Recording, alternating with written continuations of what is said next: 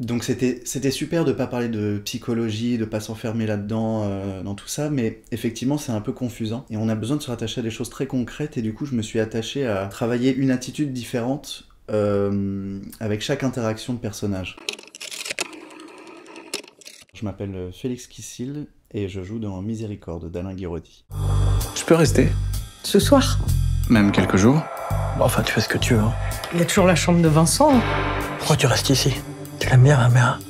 Ouais. Décrire le film, c'est un peu difficile parce que c'est un film très mystérieux, où il y a beaucoup de choses non dites que le spectateur sent par lui-même et il va combler les trous par son imaginaire propre. Et c'est ça qui va être intéressant dans le film, c'est que chaque spectateur est très actif. Chacun se fera son idée de Jérémy. Il est à l'image du film, il est très mystérieux, il est assez trouble. Pour moi, il est à la fois ange, à la fois démon, à la fois enfantin et très mature par moments, très innocent et très dangereux. À la lecture du scénario, justement, les parts de mystère là dont je parlais, elles étaient déjà présentes. Donc parfois, je finissais une séquence et je me disais, mais est-ce que j'ai vraiment lu ce que je sens? Effectivement, il y avait ce qui reste dans le film, il y a beaucoup de choses qui sont pas dites et qu'on sent, et comme un éléphant au milieu de la pièce. Et ça, j'ai trouvé ça très très fort. Et donc j'avais beaucoup de questions à poser à Alain, et lui voulait pas trop y répondre. Et finalement, ça m'a donné vachement de liberté. Ça m'a pas cantonné le personnage dans quelque chose qui aurait pu, où j'aurais dû fitter quelque chose. Ça m'a donné un peu un champ des possibles assez grand, quoi. Y'a quelqu'un? Bon, on se voyait un peu à l'époque. On se fréquentait pas beaucoup, hein. Et moi, je t'appréciais.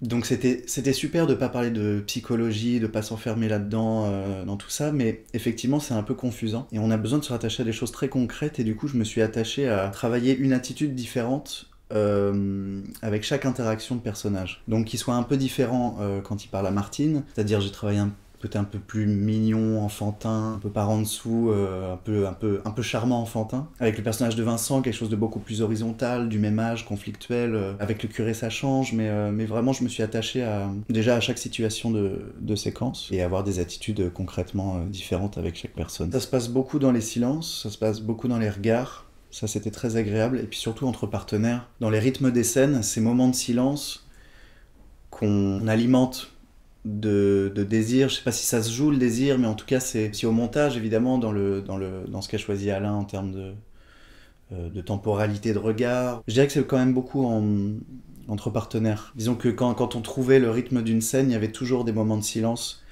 où on allait l'alimenter par des regards entre nous. Et après Alain s'en est servi pour créer du désir aussi cinématographique. Le personnage de Vincent envers Jérémy, je pense qu'il y en a. Mais il peut y avoir tellement d'autres choses aussi. Dans cette jalousie, il peut y avoir du désir, beaucoup d'envie. On ne sait pas trop ce qui s'est passé entre eux avant. Tout ça reste très très mystérieux. Finalement, moi, mon avis n'a pas plus de valeur que celui du spectateur. C'est ça qui est pas mal dans ce film aussi. Vincent n'est pas rentré de la nuit. Tu l'aurais pas croisé. Casse-toi. Allez! Quelqu'un l'aurait bien vu s'il avait eu un accident. Ça, c'est toujours ce qu'on se dit. Chacun a le droit à une vie privée, pas vrai? Souvent, j'aime bien travailler avec des références, regarder des trucs. Ce film-là, j'ai pris aucune référence. On n'en a pas parlé avec Alain. La référence, en fait, c'était le cinéma de Guiraudy. C'était ma seule référence. Et c'était déjà une grande référence. Donc, quelque part, ça m'a suffi. C'est comme si ce film-là était un peu à part pour moi, puisque je peux pas trop être objectif. Les autres, je peux plus l'être. Et puis surtout, je l'étais avant de tourner, même avant de savoir que j'allais faire ce film. Celui-là, je le mets un petit peu à part, j'ai pas beaucoup de recul. Je pensais qu'on faisait une vraie tragédie, mais même au sens un peu grec. Je pensais pas que c'était si drôle.